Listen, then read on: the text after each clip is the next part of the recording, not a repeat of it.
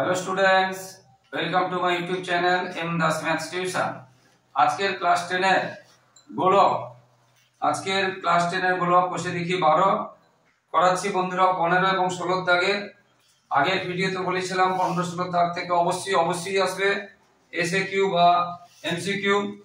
তো যে অঙ্কগুলো করাচ্ছি না সেগুলো কিন্তু আমার পুরনো ভিডিওতে দেওয়া আছে, ইউটিউবে তোমরা প্লেলিস্টে গিয়ে সার্চ করে দেখে নেবে, এগুলো কিন্তু দেওয়া আছে।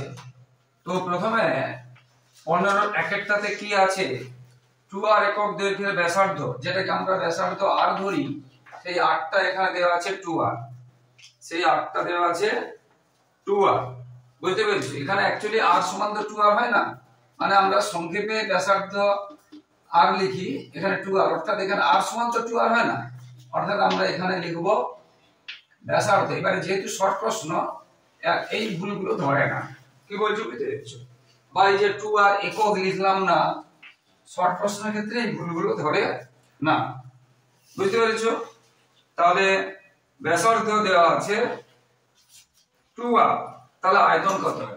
এখন আয়তনের সূত্র আমরা কি জানি, গোলকের আয়তনের সূত্র আমরা কি জানি, যে 4/3 পাই আর কিউ। আর কিউ মানে হচ্ছে ব্যাসার্ধ, আরটা মানে কি ব্যাসার্ধ, আরটা এই আর নয়, আর মানে ব্যাসার্ধ, আর মানে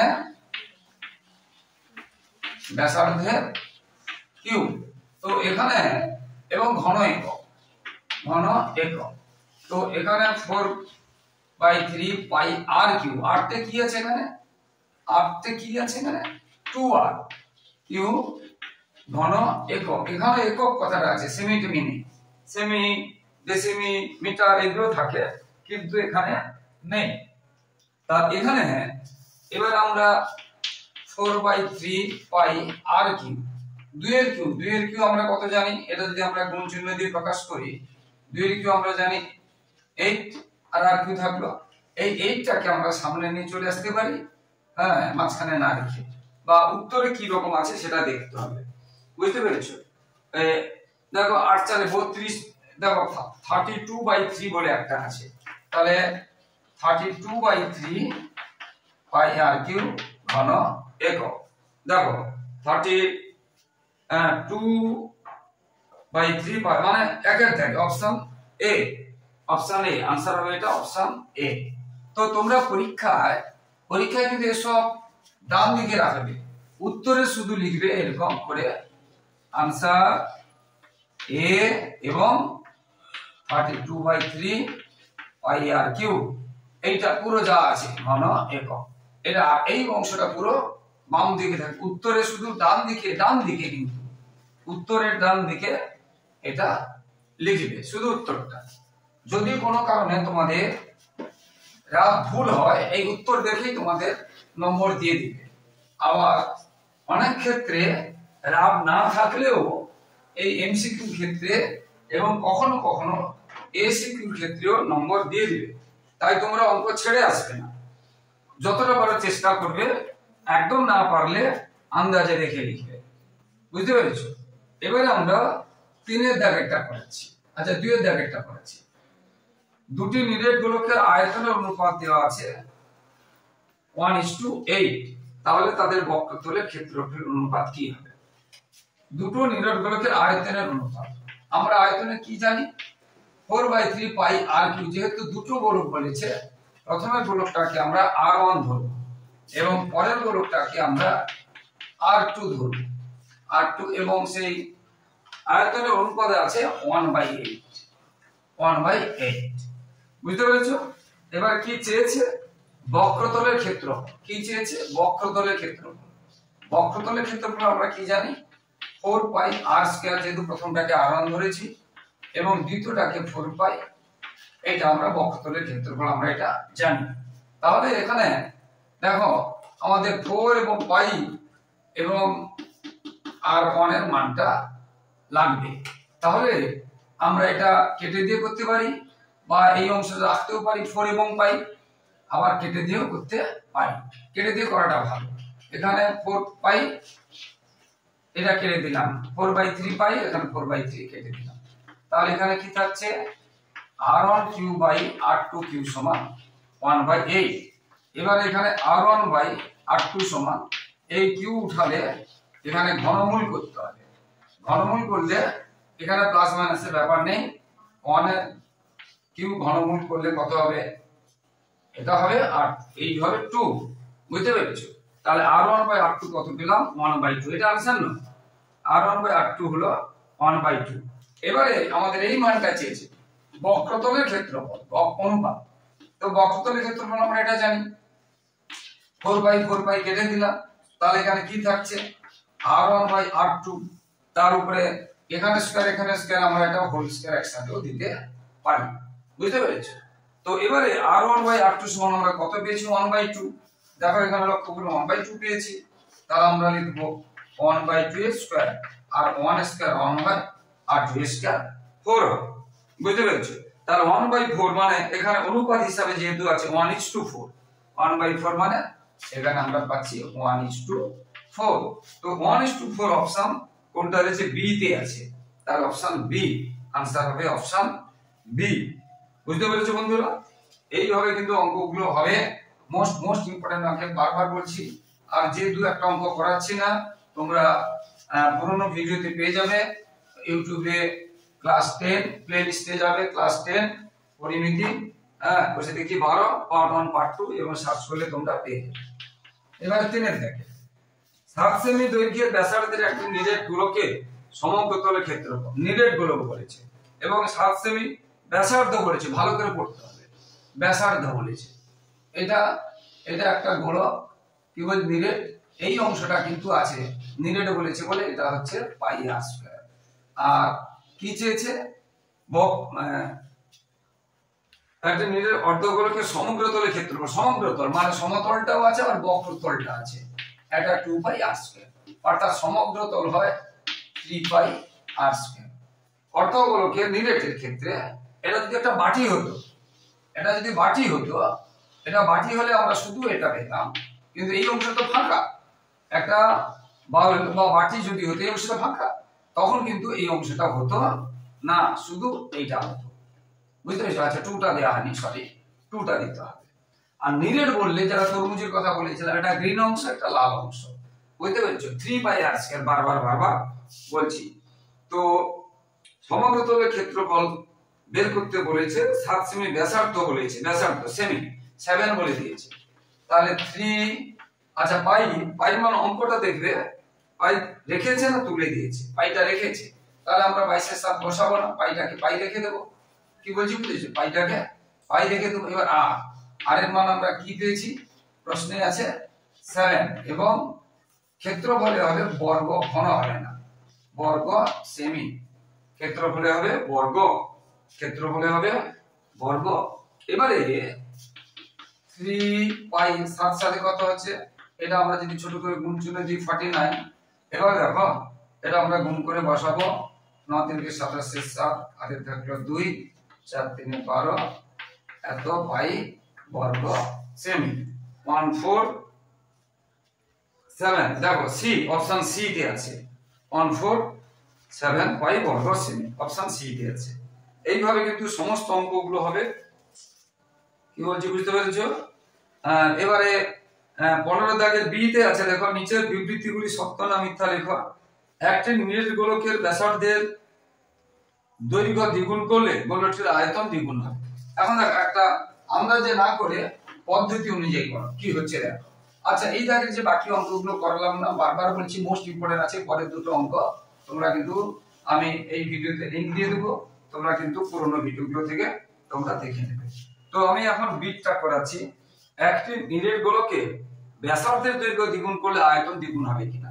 দেখো প্রথমে ধরো ব্যাসার্ধ ছিল আর, তাহলে আয়তন কি হয় আমরা এটা জানি আমরা, এইটা।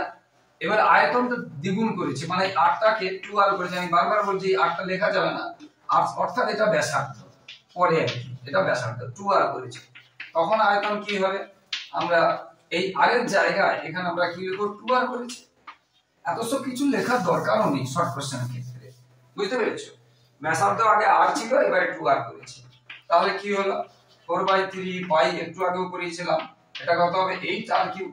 সামনে যদি আমরা 8টাকে নিয়ে চলে আসি, তাহলে 8 ইন্টু 4/3 পাই আর কিউ। দেখো এই 4/3 পাই আর কিউ আগেও ছিল, এখন কি হয়েছে তার থেকে 8 গুণ বেশি হয়ে গেছে। তাহলে আয়তনটা আমরা কি দেখলাম 8 গুণ। কি বলছে যে গোলকটির আয়তন দ্বিগুণ হবে, প্রশ্নে বলেছে, কিন্তু আমরা কি দেখলাম 8 গুণ হয়েছে। তার মানে এটা উত্তর কি হবে মিথ্যা। এটা উত্তর কি হবে মিথ্যা। বুঝতে পেরেছো বন্ধুরা? এর উত্তর হবে মিথ্যা। এরপরে আমরা তারপরেরটাতে যাচ্ছি। তো বন্ধুরা যারা আমার ইউটিউব চ্যানেলটি দেখছো সকলকে অসংখ্য ধন্যবাদ, শুভেচ্ছা, অভিনন্দন। আর যারা আমার চ্যানেলে নতুন, চ্যানেলটি যদি ভালো লেগে থাকে প্লিজ চ্যানেলকে সাবস্ক্রাইব ও শেয়ার করে একটু সাপোর্ট করো বন্ধুরা।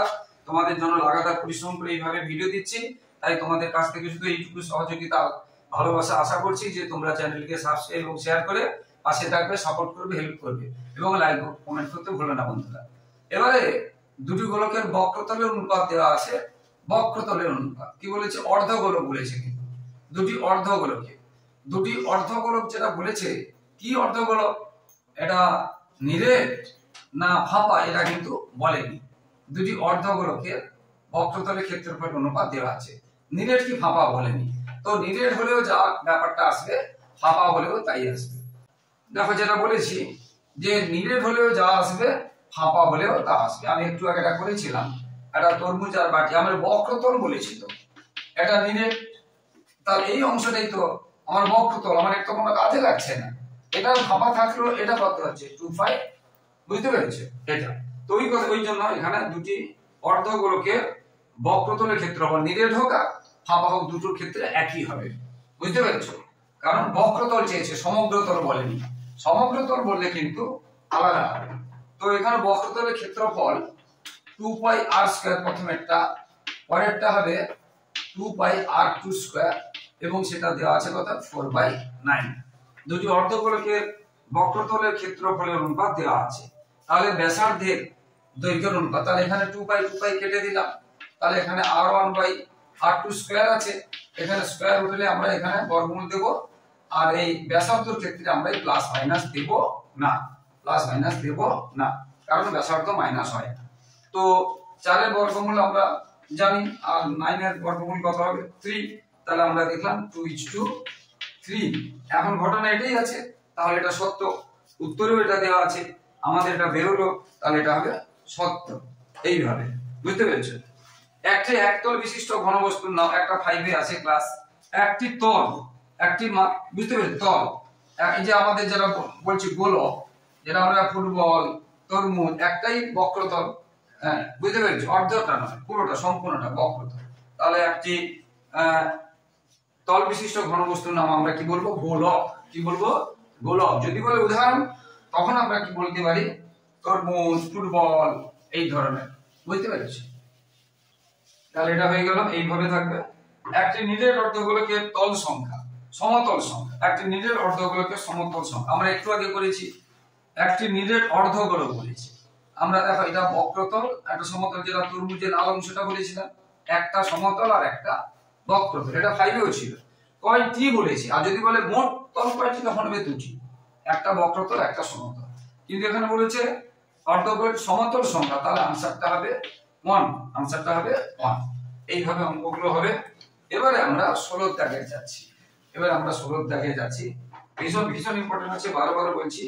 একটি নিরেট অর্ধগোলকের আয়তন এবং সমগ্র তলের ক্ষেত্রফলের সংখ্যামান সমান অর্ধগোলকটি ব্যাসার্ধে রেখে। কি বলেছে, একটি নিরেট অর্ধগোলকের আয়তন, দেখো পুরো গোলকের আয়তন হয় 4/3πr3, আর অর্ধগোলক হলে এখানে কি হবে 2/3πr3।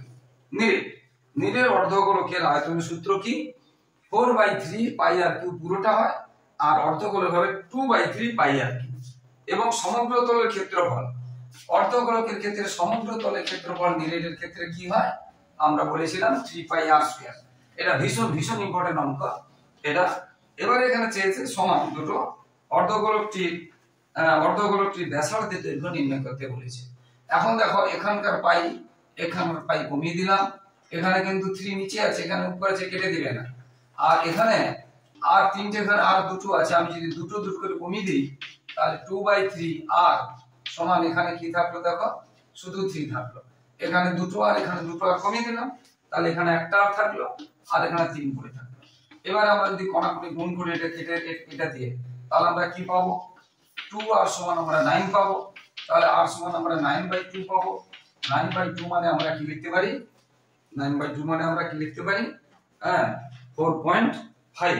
এবং এখানে সেমিটা লিখবো না, এখানে সেমিটা লিখবো না, কারণ এখানে যে কোনো একক দেওয়া নেই, সেমি হতে পারে, মিটার হতে পারে, সেই জন্য আমরা কি লিখবো? একক। সেই জন্য আমরা লিখবো একক। তাহলে ব্যাসার্ধ কত হলো? 4.5 একক। ভীষণ ভীষণ ইম্পর্টেন্ট আছে, বারবার বলছি এই অঙ্কটা তো দারুণ অঙ্ক একদম। এইভাবে অঙ্কগুলো কিন্তু বেশিরভাগ করে আসে, এটা 2 নম্বরের বেশি করে আসে, বুঝতে পেরেছো? এবারে একটি নিরেট গোলকের বক্রতলের ক্ষেত্রফল একটি নিরেট লম্ববৃত্তাকার চোঙের বক্রতলের সমান। কি বলেছে? একটি নিরেট গোলকের বক্রতলের ক্ষেত্রফল। বক্রতলের ক্ষেত্রফল আমরা একটু আগে করেছি, 4πr²। নিরেট গোলক বলেছি, অর্ধগোলক বলেনি। ক্ষেত্রফল একটি নিরেট লম্ববৃত্তাকার চোঙ, নিরেট লম্ববৃত্তাকার চোঙের বক্রতলের ক্ষেত্রফলের সমান। ভালো করে শোনো, এটা লম্ববৃত্তাকার চোঙ, এটা লম্ববৃত্তাকার চোঙ, বুঝতে পেরেছো? এটা হচ্ছে সমতল, এটাও সমতল, এটাই বক্রতল, এবং এর ক্ষেত্রফল হচ্ছে 2πr/h। লম্ববৃত্তাকার চোঙের বক্রতলের ক্ষেত্রফল সূত্র কি? 2πr/h। এটা মনে রাখতে হবে। লম্ববৃত্তাকার চোঙের বক্রতলের ক্ষেত্রফলের সূত্র কি? 2πr/h। তাহলে এই দুটো সমান বলেছে, 2πr/h। আরেকটা কথা, এখানে এই আর আর এই আর কিন্তু সমান নয়, এটা এই আর আর হয়তো কেটে যাবে, তাহলে এখানে r1 আর এখানে আমি r2 দিলাম, বুঝতে পেরেছো? কারণ দুটো আর হলে সমান, আর আর কেটে যাবে। একটি লম্ব মানে যেটাকে আমরা গোলকের ব্যাসার্ধ থেকে আমরা r ধরেছি r1, আর চোঙের ব্যাসার্ধ থেকে আমরা r2 ধরেছি, বুঝতে পেরেছো? এবার চোঙটির উচ্চতা ও ব্যাসার্ধের দৈর্ঘ্য উভয় 12 সেমি। এবার দেখো, চোঙের উচ্চতা বলেছে 12 সেমি, মানে এইচটাও 12 সেমি বলেছে। আর কি বলেছে? ব্যাস পুরোটা বলেছে, ব্যাসটা 12 সেমি বলেছে, এই পুরোটা বলেছে 12 সেমি। তাহলে ব্যাসার্ধটা কত হবে? মানে এইটুকু কত হবে? 6 সেমি, বুঝতে পেরেছো? ব্যাস মানে 2r, তাহলে 2r যদি 12 হয়, তাহলে r সমান কত হবে? 12/2 মানে 6 সেমি। তাহলে ব্যাসার্ধ হলো কত? 6 সেমি, বুঝতে পেরেছো? ভালো করে পড়তে হবে। চোঙটির উচ্চতা এবং ব্যাসের দৈর্ঘ্য উভয়ই 12 সেমি। উচ্চতা 12 সেমি, ব্যাস 12 সেমি বলেছে, তাহলে ব্যাসার্ধ 6 সেমি। তাহলে এখানে আমরা পরের লাইনে আমরা লিখব 2π এই r2, ব্যাসার্ধ আমরা কত পেয়েছি? 6, এবং উচ্চতা কত পেয়েছি? 12। উচ্চতা পেয়েছি 12 আর এই ব্যাসার্ধ পেয়েছি 6, কারণ ব্যাস দেওয়া আছে।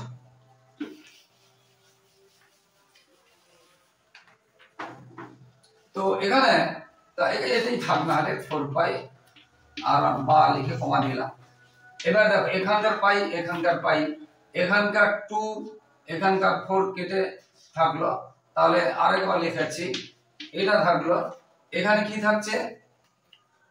6 × 12। এখানে যদি আবার 2 কাটি, 2 3 6, তাহলে r1² কত থাকছে? 12 3 36, তাহলে r1 কত থাকছে? বর্গমূল 36 মানে 6। এবং 6টা কি? এখানে কিন্তু এখানে সেমি আছে, তাহলে সেমি লিখতে হবে। এখানে সেমি আছে, তাহলে সেমি লিখতে হবে। আর গোলকটির ব্যাসার্ধের দৈর্ঘ্য চেয়েছে, ব্যাসার্ধ চেয়েছে। এবার খেয়াল রাখো, অনেক সময় এখানে 6 বেরোলো কিন্তু ব্যাস চেয়েছে, উত্তরে ব্যাস চেয়েছে, তখন আমরা তাকে আবার 2 দিয়ে গুণ করব। এটা একটু খেয়াল রাখতে হবে। কি বলছি বুঝতে পেরেছো? ভীষণ ইম্পর্টেন্ট অঙ্কগুলো আছে, বারবার বলছি, মন দিয়ে দেখবে, এগুলো কিন্তু পরীক্ষায় আসে, ভীষণ ভীষণ ভাবে আসে। এরপরে বিশেষ করে এই 4-এর দাগেরটা, 4-এর দাগেরটা একদম আসে পরীক্ষা, একদম আসে, একদম 4-এর দাগেরটা একদম আসে। হ্যাঁ, একটি নিরেট গোলকের বক্রতলের ক্ষেত্রফল s। তাহলে বক্রতলের ক্ষেত্রফল নিরেট গোলকের আমরা একটু আগে কি শিখেছি? 4πr²। এবং আয়তন v, আয়তন আমরা কি শিখেছি? 4/3πr3। এবং আচ্ছা, s বক্রতলের ক্ষেত্রে আয়তন এটা হলে, আচ্ছা আর কিছু বলেনি। এবারে বলেছে s3/v², s3, s টা আমরা কত পেয়েছি? তার কিউ বলেছে, বাই v², v টা আমরা কত পেয়েছি?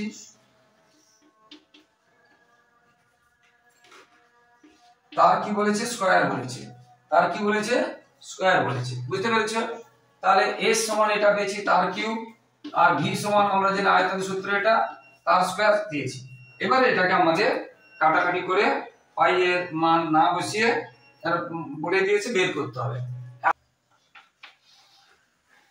এখানে দেখো 4 এর কিউব আছে, তাহলে 4 * 4 * 4 ইনটু পাই কিউব আছে, তাহলে পাই কিউব ইনটু আর স্কয়ার এর কিউব আছে, তাহলে 3 2 6, 3 2 6 নিচে এটা কিন্তু 4 এর স্কয়ার আছে, 4 * 4, 3 এর স্কয়ার আছে 3 * 3 ইনটু পাই স্কয়ার আছে, পাই স্কয়ার আছে ইনটু আর 3 2 6 আর 6 আছে, আর 6 কেটে দিলাম, এটা একটা 4 একটা 4 একটা 4 একটা 4 কেটে দিলাম, বুঝতে পেরেছো?